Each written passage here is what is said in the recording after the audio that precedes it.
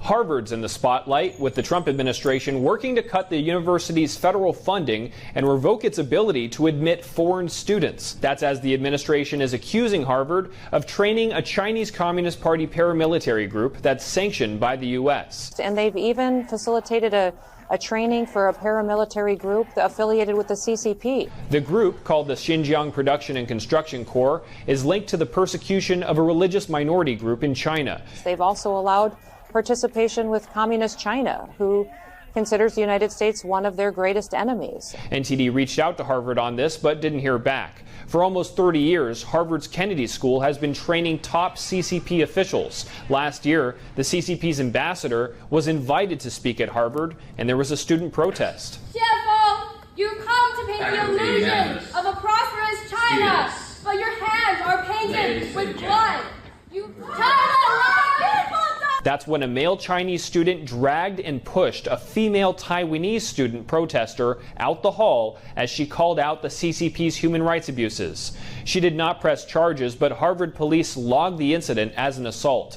Lawmakers in Congress scrutinized the school for not taking disciplinary action against the student who put their hands on the Taiwanese student, saying Harvard instead apologized to the Chinese student who dragged the woman out. Another concern here is stolen intellectual property and the spread of Chinese Communist Party propaganda on college campuses. One such example is Confucius Institutes. The CCP efforts to infiltrate America's universities are intended to manipulate curriculum, suppress academic freedom, and monitor Chinese students here in the United States. Over the past few years, many colleges have closed and rebranded their Confucius Institutes after facing scrutiny over national security.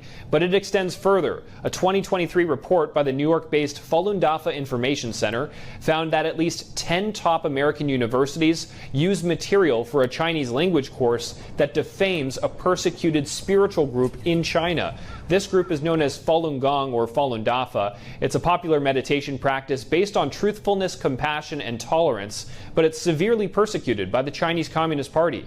Across the country, over in Stanford University's own school newspaper accused the Chinese regime of inserting spies on campus, tasked with stealing the school's intellectual property, from the school's research projects to software and other technology. The Chinese state that uses Chinese students and Chinese individuals inside the United States to violate conflicts of commitment, conflicts of interest, and do things and incentivize them to be able to come back and provide the kinds of technologies and things that they would be otherwise denied through export controls and other areas. There's a Chinese national intelligence law from 2017 that requires all of its citizens to share intelligence with the CCP. We found out that all these universities getting money from China, so China tried to influence or steal.